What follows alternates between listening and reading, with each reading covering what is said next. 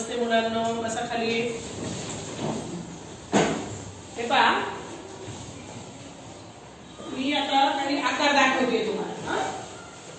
हे काय आहे? आकार करायचं। काय आहे? वर्तुळ। हे त्रिकोण। हे सर्व त्रिकोण। हे सर्व वर्तुळ। आणि मध्ये मध्ये काय केलेलं? वेगवेगळ्या रंगाने वर्तुळ पूर्ण केलेलं आहे। ते काय आहे? आता हा भाग किती आहे? दोन्ही मिळून यानंतर हा आकार सांगा। आयत। काय आहे?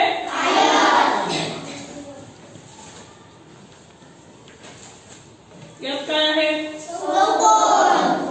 हे यामध्ये सर्व चौकोन आहेत आणि अपूर्णांकात पण दाखवलेले आहेत वेगवेगळ्या रंगात, आहे की नाही?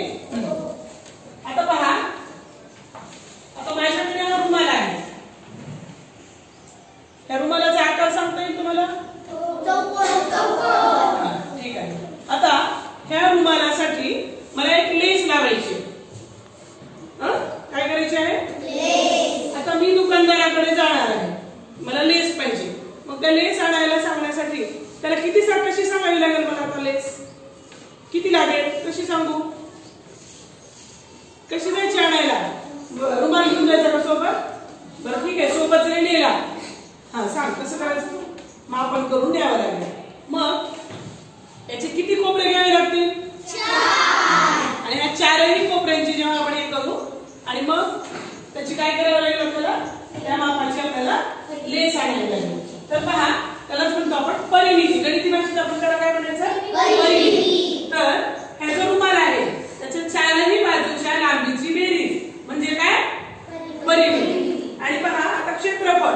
आता हा मोठा फळा आहे, या फळ्याने ही पूर्ण जागा काय केलेली आहे? व्यापलेली आहे। आणि आता इथे सुद्धा मी 1-2 चित्र काढून ठेवलेले आहे।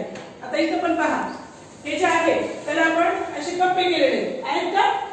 ते कप्पे जेवढा भाग व्यापलाय त्याला म्हणायचं क्षेत्रफळ। आता हा जर एक भाग 1-1 सेंटीमीटरचा असेल, किती सेंटीमीटर?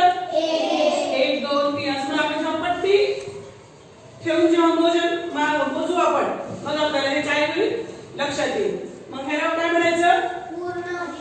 परिमिती। परिमितीसाठी काय करावं लागेल? बाजूच्या लांबीची बेरीज। आणि ह्याच्यासाठी सर्व जेवढी आपण जागा मापन केलं आलं का लक्षात? आता पहा, आता इथे आपल्याला परिमिती काढायची आहे। त्रिकोणाला बाजू किती आहे?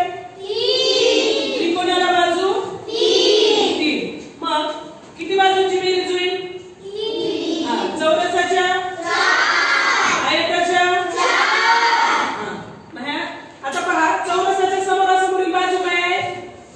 समान असतात। आणि आयताच्या पण समान आहे। पण ह्या पहा, ह्या 1, 2, 3, 4 या 4 याची समजा आता याची 1 असेल तर त्रिकोणाची परिमिती किती झाली? उत्तर सांग। त्रिकोणाची परिमिती आहे तिन्ही बाजूंच्या लांबीची बेरीज करायची तुला। त्रिकोणाची परिमिती आता 1 याची पण 1 आहे। हा सांग, 4 कशी झाली? त्रिकोण आहे ना 3। हा, आणि चौकोनाची समजा इथे 2, 2 आहे आणि इथे 1, 1 आहे। आता सांगा 6। आपण काय केली ना? बाजूच्या लांबीची बेरीज 1 अधिक 1 अधिक 1। त्यानंतर ह्याची कशी केली? 2 अधिक 2 अधिक 1 अधिक 1। ह्याची किती आली? 6। ह्याची किती आली? 3। आलं लक्षात? ह्याला काय म्हणायचं? परिमिती। काय म्हणायचं? क्षेत्रफळ म्हणजे काय?